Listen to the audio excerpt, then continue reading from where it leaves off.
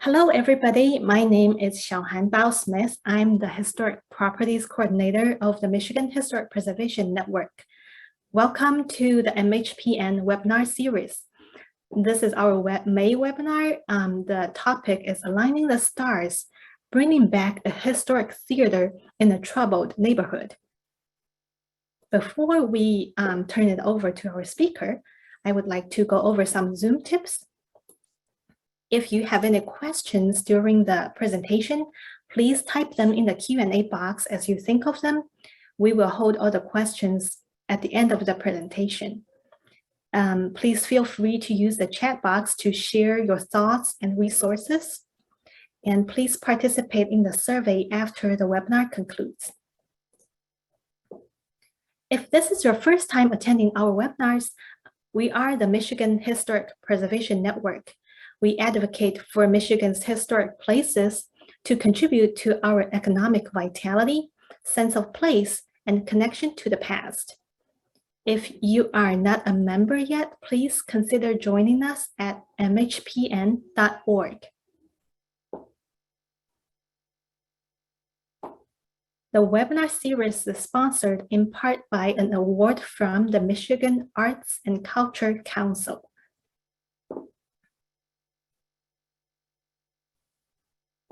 And it is my great pleasure today to introduce you our board vice president, the founder and president of the Friends of Forest Star Inc., Marcus Rinalda. Marcus is a 15-year construction industry professional who has managed the adaptive reuse of several award-winning historic buildings. He presently operates Rinalda Construction Consulting, offering owners representative service for historic preservation, multifamily, and industrial construction projects. He is a founder of Friends of Four Star Inc., whose mission is to convert the historic Four Star Theater into a community arts venue. And with that, I will turn it over to Marcus. All right, thank you, Xiaohan. Let me get my screen share going. And thank you all for tuning in, and thank you, Xiaohan, for the introduction. So today I am talking to you about the building I'm sitting in right now as we speak. And it is a building that has had various names since the construction began in 1938. When it was called the Four Star Theater. And what I'll talk about today is really knowing that this is an MHPN presentation. I will talk about some of the historic, a little more maybe on the historic nature of the building from that original era. But I'll breeze through a lot of the neighborhood issues and just what kind of crazy things we've had to work through here to get to the point we are, which is what we're calling the end of phase one. So the lights you see shining on me right now are retrofitting of old fixtures into LEDs, and we're about 3 weeks away from having a temporary occupancy permit. So you'll get to understand why we're that close as I go through this presentation. But really the title of this says it all. We're bringing back a historic theater in a troubled neighborhood. So with that, I will start my presentation here. And again, feel free to ask questions on any of the architectural features that I can revisit at the end, but I do have quite a bit to work through here. So what you're looking at on your screen is a building in the Burton Heights neighborhood of Grand Rapids, Michigan. It's on a commercial corridor that was built well before the US 131 expressway. It's about a mile to the west of us here. But this used to be the corridor that, the commercial corridor at the south end of the city of Grand Rapids. And now it's kind of a neighborhood people pass through at very high speeds along Division Avenue. And I've been working hard on this project for about 4 years to get us to this point. And I'll get into more of the story now. So again, we're talking about a troubled neighborhood, and why do I describe it that way? And it really gets into the history of this corridor. As you can see, some of the old photos along South Division Avenue. This was a bustling commercial corridor. In the late 30s, when the building was built, it was a blue-collar growing part of town, a major employment center in various industries. But with the construction of US 131 and a history of really what I think are poor planning decisions and a lack of a community voice and cohesiveness to really respond to them, to preserve the character of this neighborhood, are really what brought it to where it is today. So this neighborhood just up the road was the scene of race riots in the 1960s. We're right in red line neighborhoods right now. And there's far too many tire shops and fast food restaurants on far too small of lots, causing a lot of traffic accidents, a lot of traffic congestion, and it is simply not a walkable neighborhood. It certainly once was, but that is not what we see today. Burton Heights is the name of the neighborhood, which simply put lacks a certain identity in the modern age. It's kind of been looped into a much larger neighborhood association. There's a recently reformed business association in the neighborhood. So it is kind of finding its collective voice again. But in the city of Grand Rapids, the Burton Heights neighborhood is a 1.5 square mile area, which is one of the most densely populated in the city. It's got 15,000 residents who I see as potential patrons of this theater. And yet we don't have a bank in Burton Heights. We don't have a pharmacy. And so some of that has informed our business plan here. When we talk about bringing back a historic theater, it's one that fits this neighborhood and that ultimately we want to see succeed. So our plans, we'll get into what our mission and vision are soon, but it is to, yes, be a theater that can show films, but also do a variety of other events. Our goal is to get up to 200 events a year. And people ask me, can we do this there? And the answer is yes, we're designing this place so you can do that, whether it be a dance, quinceanera, corporate event, show film, a DJ doing a dance show, or even utilizing the stage. So we'll get into the scale of our plans for phase 2 a little bit later on. So now I'm going to go into the history of this building a little bit. I know that'll interest a lot of you. So what you see on your left is a photo from about 1950 of the commercial corridor, and a very beautiful marquee that's about 16 feet tall and 40 feet across. And the remnants of it, it's inhabited by pigeons, but I can actually still flip on the breakers and those lights will turn on. And that speaks to the care that this building has seen over the years. In the upper right, that is pulled out of a film catalog, of course, acknowledging the architect.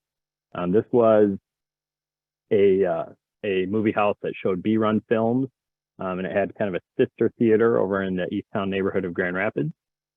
And lower right is one of the only interior photos I've been able to find, which is a World War II Bond presentation. So I'm sometime in the early 40s. They packed this place full of over 900 people, and were advocating for purchasing of war bonds. Here's another article I actually recently came across, which is from another theatrical magazine, and it really gets into the architectural details of what this is all about. But again, you can see the interior of the place filled with 925 seats, and it gets into the description of what our foyer is like. It's not really even a lobby, but you walk in off Division Avenue right into these front doors under the marquee, and there you are right in the foyer. about 15 feet away from the auditorium. So it's a very simple and straightforward single screen theater, or at least it was in 1938. Here in the middle, you maybe get a little glimpse. They had some custom carpet that was very starstruck. And then you can see the original lobby here. It has some pretty ornate plaster details, some of which are still intact. But again, a pretty simple and straightforward architectural plan. We have featuring the seats from American Seating Company, located right here in town. But again, if you want me to get into any of those details at the end, I'm happy to discuss a few more of those original features. So, speaking to some of those issues that the neighborhood was facing, this building evolved. It has seen quite a life since 1938, and what you see in front of you here is in 1979 when the single screen theater ceased operations. The building was converted to a venue called the Great Northern Music Hall. So I have had several people into this building who remember seeing concerts here, and you can see the names of some of these folks on the screen: Devo, Eddie Money, Hall & Oates, X. I know Joan Jett played here, and so this was a place for notable and traveling acts. It's kind of embraced by a local radio station as their venue, and it was a loud concert venue from 1979 until at least 1983. Yeah, the neighborhood was certainly changing in these days, post civil rights and civil unrest. It started to see the kind of divestment that these old traditional commercial corridors and downtowns started to see. So you can see the next era, which was the nightclub era, as I call it. And the investments from this era, from 1989 to 1995, are really what are in place today. So, just about 35, well, I guess 35 years ago, some of that infrastructure is still intact. So it was a nightclub of various names: the circus, the carnival, city lights. And I'm sitting here, there's a rotating neon light stage that doesn't rotate anymore, but the neon still kind of works. And I've pulled a couple of old blueprints from what I found in city archives about what they were trying to improve here, or trying to pull off here. So that era, from 89 to about 93, led into the Joy Youth Center.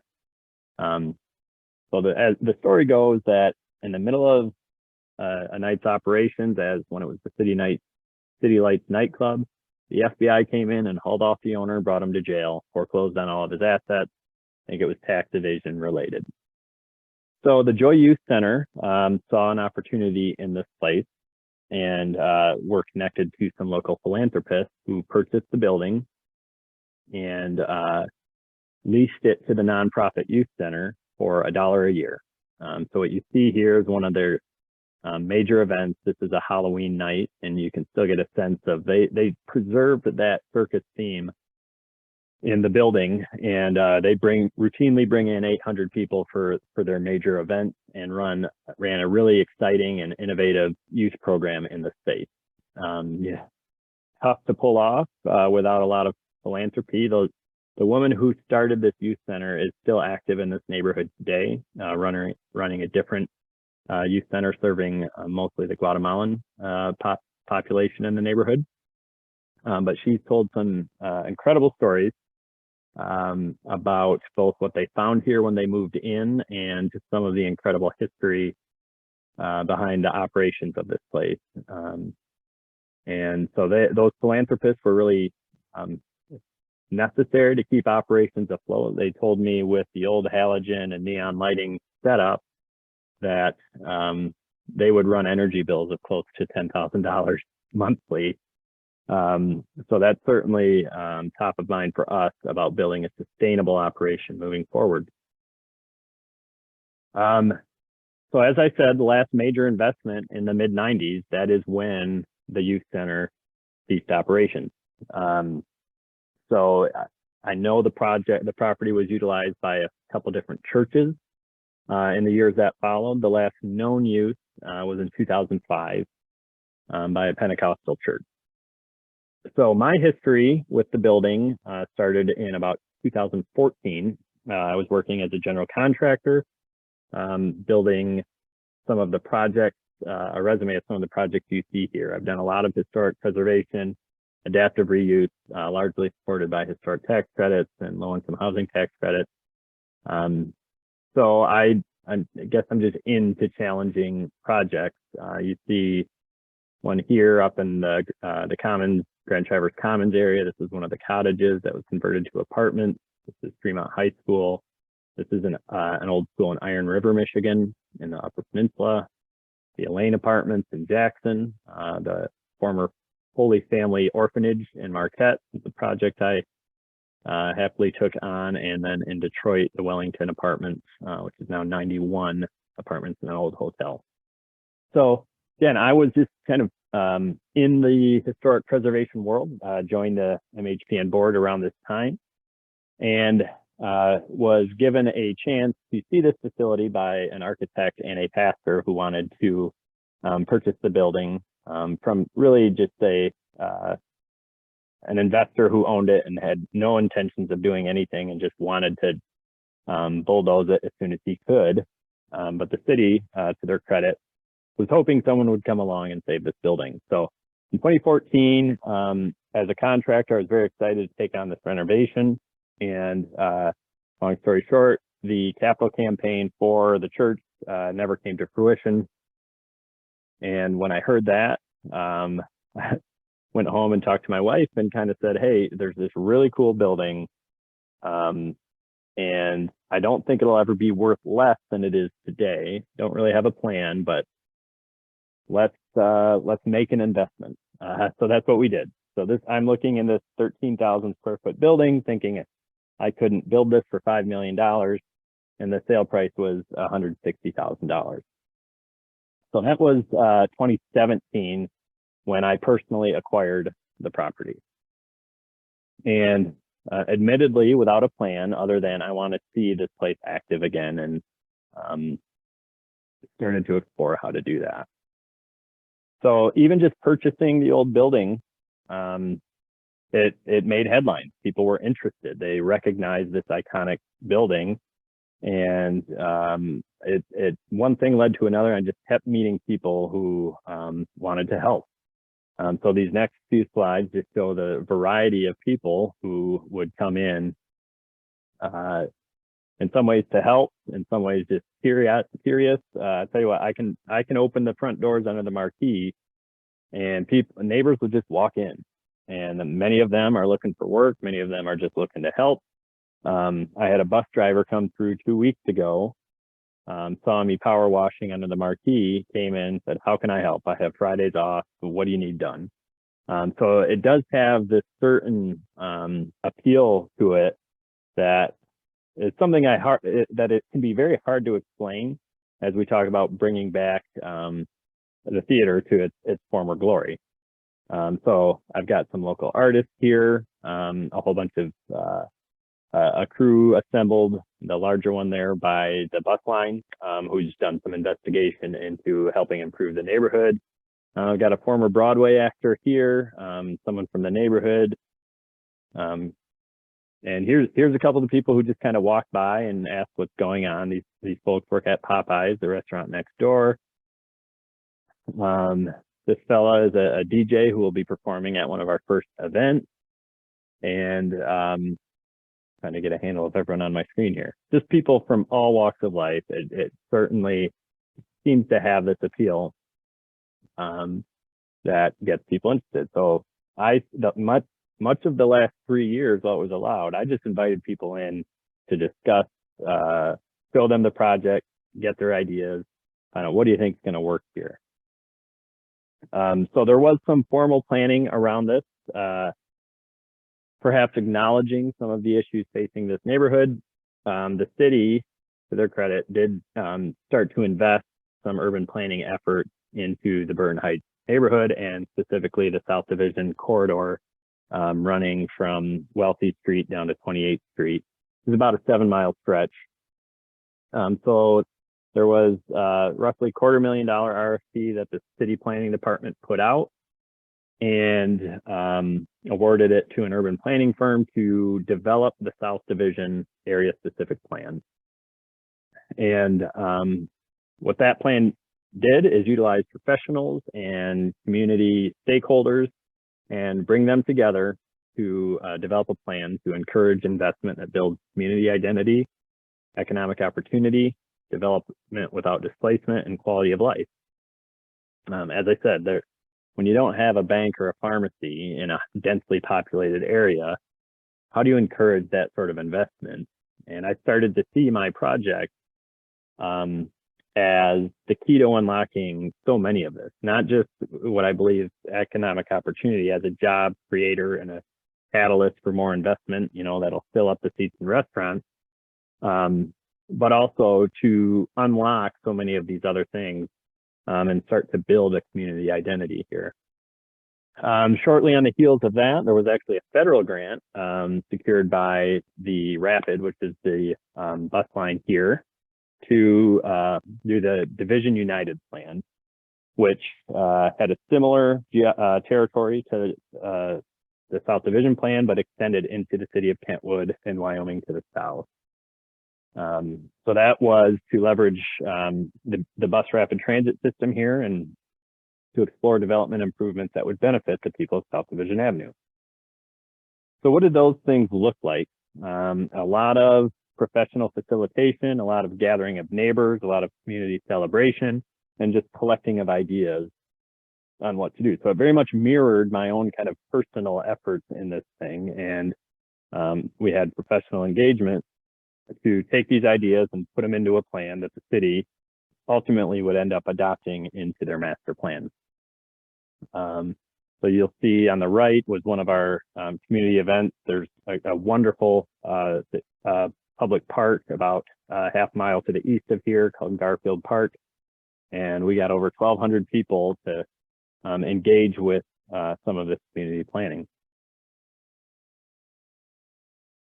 A little bit more about my own personal role here. I think in a neighborhood like this, if you don't build trust, then it can be very hard to get the public, the community to rally behind it. So if nothing else, weathering a pandemic, I've taken advantage of meeting as many people as we can and participating in these studies and any sort of community events where you might meet others who can help. So the left was a celebration sponsored by Division United. There I am playing chess with my 9-year-old daughter.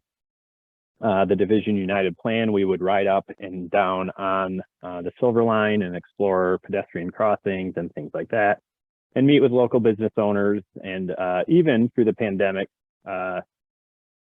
work with a local college. This is actually the Masters of Architecture program in the upper right at Kendall College, and who saw this project as one that they could focus on for basically a senior project where they developed concepts that would for this property that would benefit the community. So you can see a bit of a foggy picture, but a rendering of a lit up marquee, and the students just explored all sorts of alternatives to utilize the space. Let me check the chat real quick.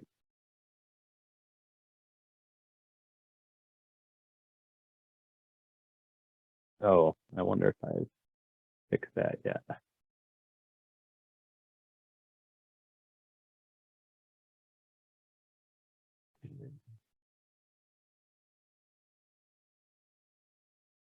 guess you're maybe having trouble seeing some of my slides. So about that, I should have checked it earlier.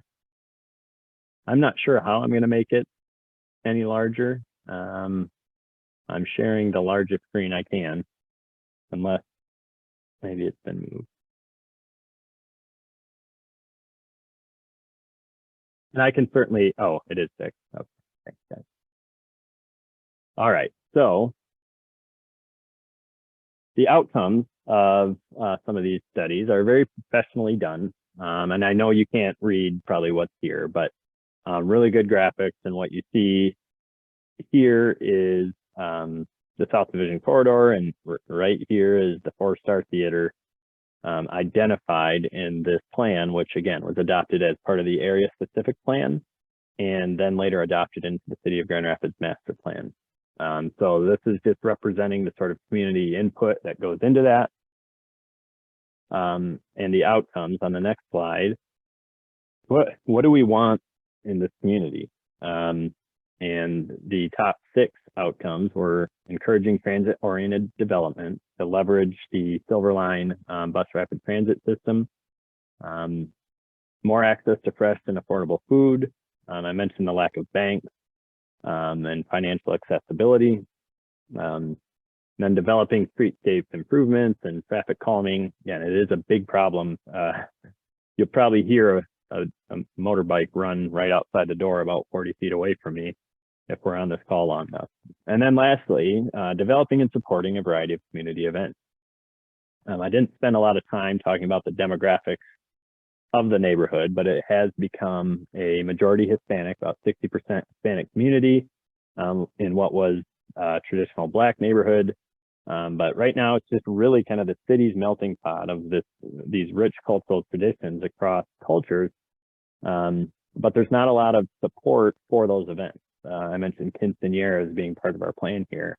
A lot of people in this community will drive 30, 40 miles to find a venue that's suitable for a quinceañera.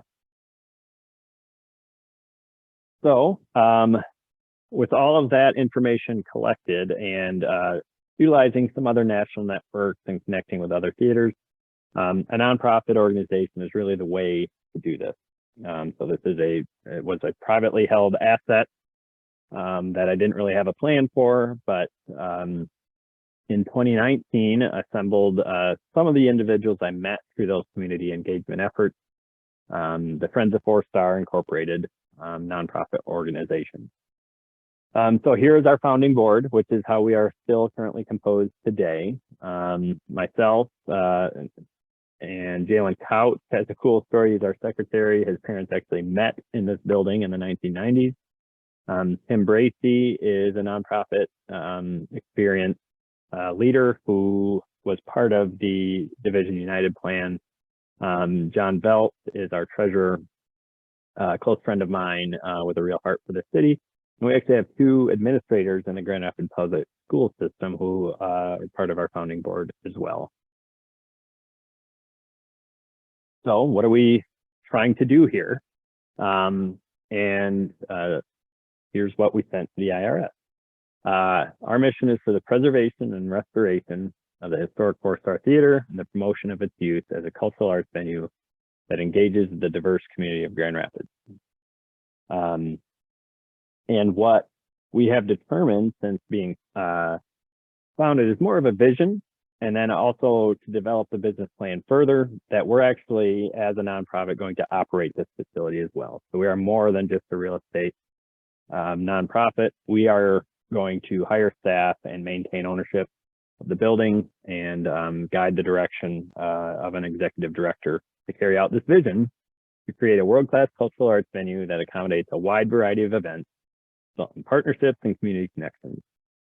We want to stay to the mission to draw in neighbors, but also be able to attract visitors from all over the region with high-quality events.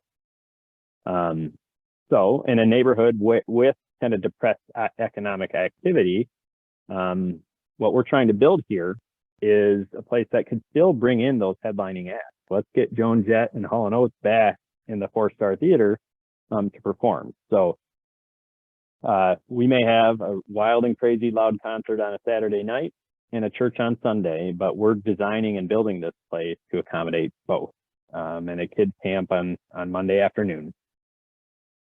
So we've assembled a great group of partners as a 501c3, legal advice, very important, capital campaign planning. The architect who introduced me to the building, Isaac Norris, who's located about a mile from here. He's the architect. The branding and PR done by a well-designed studio. And of course, with the nature of this transaction, going from a personally held asset to the nonprofit. We've worked with Riemann, along with our attorneys, to how are we going to transfer this property over to the nonprofit. So we've got that all figured out. So what's it going to take? If you know theaters well, you know that sometimes you hear very high dollar values to get to the goal. And so a $5 million campaign is something you might have heard 20 or 30 years ago to restore an old theater. So what we've been able to achieve here really is be able to leverage both the simplicity of the building as I described it. What we have is a foyer with the old projection room and mechanical room above it, and a little basement beneath it, and then about a 6,000 square foot auditorium with a 16 feet deep and 70 foot wide stage. It's a simple 13,000 square foot building, and it's so it's not that complicated. And then the fact that all of our old inspection stickers on the old electrical panels, plumbing work, etc., it's all from the mid-90s. So when I walked in here and would start flipping breakers with the assistance from electrician, everything was turning on. So the $5 million campaign is launched in October of this year, and we're just emerging from our friends and family phase now. And the use of funds mostly goes to design and construction, but we also need some reserve and programming support.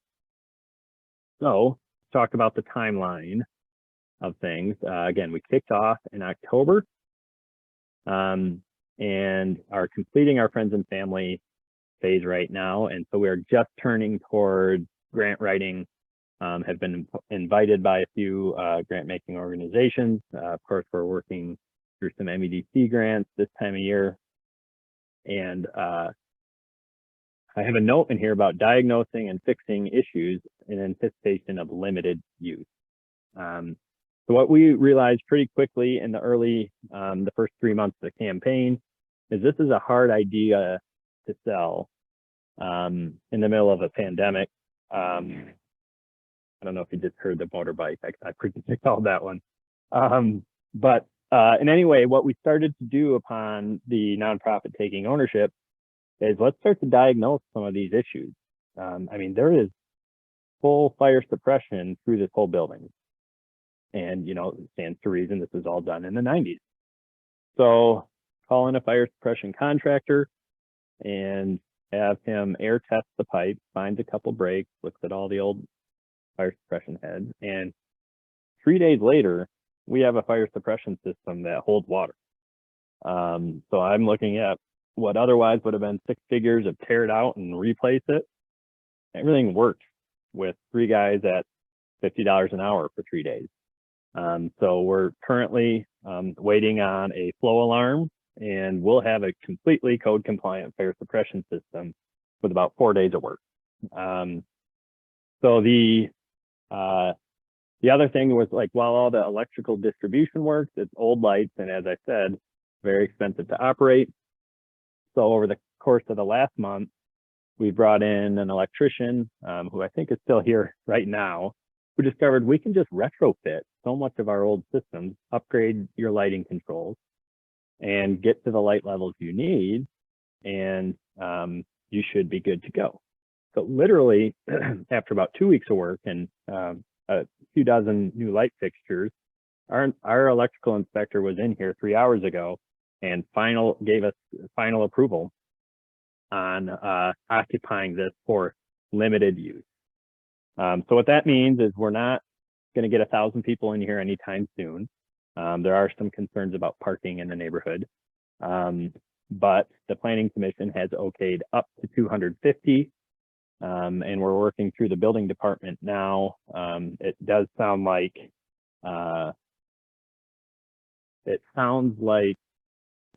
not parking is going to be a barrier, but toilet fixtures is going to be what limits our occupancy. So we have a building permit. We're 3 weeks away from being able to start events here. And I should, at the end, I'll share our website. Like, if you know of people who might want to use this space, we've just put a portal on our website where people can put an application in. We have some preliminary idea of cost, but we see a real opportunity here to build trust towards that final renovation we want to do, and get the community interested in using the space at a much more accessible rate than we will likely have to charge with a staffing burden and things like that down the road. So the ultimate plan, the $5 million and the 3/4 of that goes to construction, is really modern updates to core and shell, restoration of all the masonry, replace the roof, get in a world-class air cleaning HVAC system, get people comfortable with gathering in large numbers to the best that we can. And there also is about a 3,000 square foot addition that will provide accessible access to the basement so that we can wheel in tables and chairs and things like that to host the variety of events we would like. The marquee itself, that was one of my top goals, is how are we going to restore this marquee? That in itself exceeds $300,000. But I have visions of a dynamically lit LED screen that can communicate in Spanish and English. So we're working through our Board of Zoning Appeals application for that, and including that cost in some of our grant applications. So as cool as it is, like these two paths we're on are both really exciting. We're actually planning events later in the month of June. One of them is a senior citizens prom in conjunction with a local nonprofit. One of them is an album release party with a local band. And we've got a comedy show planned and a gospel concert, all sorts of fun things that we're going to be able to do here and start to build that case to support to build this world-class cultural arts venue that would be capable of bringing in world-class band and musicians. So, yeah, so again, I will be sharing our website and you can follow the progress. We'll soon have a newsletter update where you can follow and start to keep track of those events we're doing. So as we move into this private phase, there will be more exciting stories to tell. Later on, probably this year, maybe first quarter of next, we'll start some public crowdfunding, finalize our permitting, and hope that we can start that full renovation sometime next year. And then we will start construction, 7 to 9 month project, and open for operations shortly thereafter. Oh, thank you, Chris, for sharing our link. All right, you guys can probably see that. So I'm going to just unveil some of our branding that speaks to the challenge we had, that like, what do we want to do here? And so the far ends of it are anything from a stage show like Fiddler on the Roof to a partnership with the Grand Rapids Symphony or a reptile and lizard expo. So that's the identity we're trying to build here, is that all of this stuff can happen. I have big dreams of seeing a billboard along US 131 that led to the deterioration of this corridor that can draw people back to Division Avenue and see some world-class entertainment or simply gather as a community and have a good time. So that is the end of my presentation. Yeah, I'm going to stand up and kind of turn around so you can maybe see what we're looking at here, but we still have lightning bolts in the ceiling. You see there's all the old rigging for the the stage lighting that used to be there. The old stage is there. We had some chairs for my birthday party last week. But these are nice, freshly installed LED floods and retrofit can lights that get us up to the lighting levels that code requires these days. So once again, thank you. I'm going to stop sharing my screen and address any questions you may. Thank you, Marcus. Yeah, that was really exciting. Can't wait to have our MHPN event in there someday. I do have two questions came through the Q&A box. Okay, the first one, um, you have hired a number of professional organizations to assist in your initial plan. What were the costs and what is your long-term plan for the marketing and grant writing portion of that assistance? So the first thing on professional organizations, I didn't mention a general contractor yet. I did mention my architect. And I've been able to work with them based on that previous experience, really with very affordable hourly rates to get us to this phase 1 point. The grand plan that, the construction project will be about $3.5 million. So our design costs between architecture, sound AV, and engineering will end up being about $200,000. But we've gotten to this point for under 15. And the capital campaign consultant is another important one. We've gone a little non-traditional there, and it's based on a personal relationship and kind of the capacity of so many professional capital campaign consultants. Nonprofit fundraising for capital projects is very difficult right now. I don't think that's a surprise to anyone, or for nonprofits in general. To fund a new initiative is very difficult. So my capital campaign consultant is on what I think is probably a fairly low monthly retainer. And his history, his organization's history is largely in political campaigns, actually. Not so much nonprofit, but on a what is a $5 million campaign, typically their cost is going to be a rough percentage of that. Might be a couple percentage points of the project. Legal and accounting are market rate, but I do find there's so much excitement about the project. I usually do get discounts of 30 to 50% on professional services. So our legal fees are under $6,000, and that's 501c3 foundation formation, and then advice on the transaction. Marketing and PR, we spend a lot of money on it. That's website development. There is a video that we'll share that was professionally done, but PR is probably, it's behind the scenes, but as much as branding and marketing is the most important thing. So we've hired a very top-notch marketing and PR firm who designed the branding you see on this presentation, who built out our website. And the way they work is there's a lot of heavy lifting in the first 3 months of a campaign, but they spread that over the course of a year and continue the level of service kind of as needed. So it's a heavy lift to build out a website and a donor platform and all of that. I prefer not to say what it costs, but it is it's our most significant expense. And that they're helpful in arranging meetings with city officials and things like that.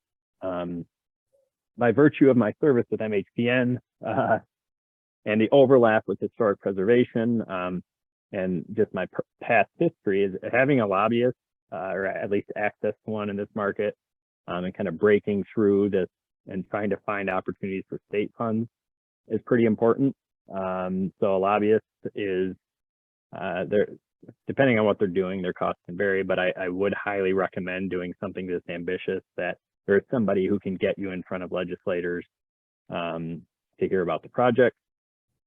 And so long term, that'll be staff. Our grant writing is done by, I kind of build out the strategy, and we have a volunteer who just has a real heart for this neighborhood and whose employer encourages her to do this for free. So ultimately we funnel through a volunteer for our grant writing who just loves the project and has an employer who truly sees kind of the comprehensive view of improvement in the city. And so long-term marketing will eventually be on staff. If I hope we're very close to being able to hire a couple staff. We'll start. We wanted to start with an executive director. I want to start a search with a 2-year contract that's going to attract talent to actually build out the programming plans here. With the way the campaign kicked off, we decided to turn that money into what I just showed you. We believe at both attracting talent and staff and attracting a broader case for support for the project, it's critical to be open in a safe and comfortable space to unlock the potential network of funders. So we expect to have 3.5 employees, three full-time employees, and maybe someone else part-time within probably 6 months in advance of opening. Okay, next question, Chris. The state of the adjacent property. So you may have seen the last, and I mentioned that Popeyes is to the south. It is a drive-through restaurant on a 0.2 acre lot, whereas zoning would require a 1 acre lot for a drive-through restaurant in this neighborhood. But 8 or 9 years ago, the city planning commission said something is better than anything in this neighborhood. And the property owner was the same gentleman who owned the theater. Said, well, if you don't demolish the theater, we'll give you this variance on a drive-through restaurant. So they took what was the former parking lot and allowed it to, basically they took our parking lot to the south. The north is our property, allows for about 23 cars to park on premises, which is vastly underserving the number of people who will attend here. There is a city lot of over 400 cars about 1,000 feet away where we anticipate most people parking. And of course, we are on a transit corridor, and the hope is that people will leverage the bus line to get here as well. So, but the parking question is one that comes up a lot. And you do the math, how are you going to get 900 plus people in here with 20 parking spots? And my answer is we're going to do events here where people will figure it out.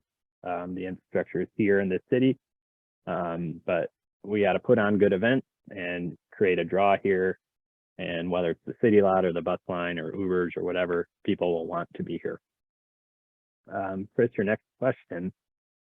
The restroom facilities are the main floor ones are all 1990s. When the youth center came in, they actually took some portion of the lobby to expand the women's bathroom. So 3 of the toilets work, and in the women's restroom, and 1 of the toilets work in the men's. I think there's been 1 instance of vandalism since I own the property, but besides replacing some 20-year-old valves that were leaking a little bit, that was another one of those pleasant surprises. A plumber here for 3 days, we fixed the leaks, and we have operating toilets. So we have handicap stalls and ADA stalls in both the men's and women's. Hence the reason we're so close to getting an occupancy permit for our phase 1.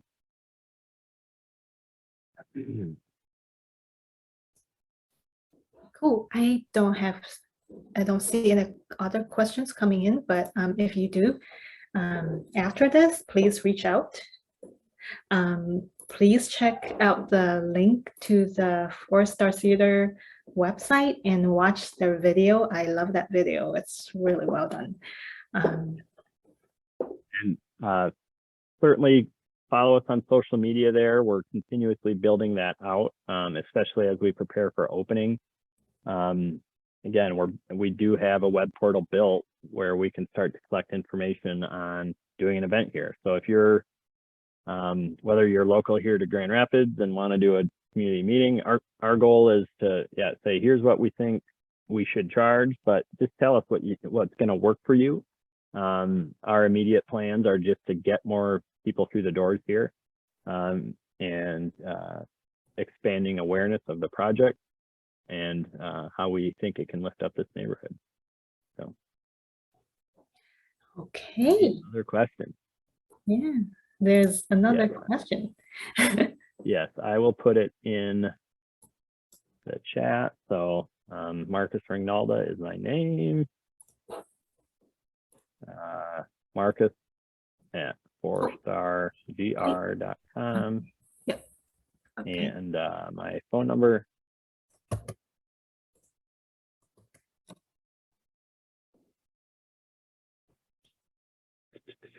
I thought that was just So Chris, sent to. Yeah.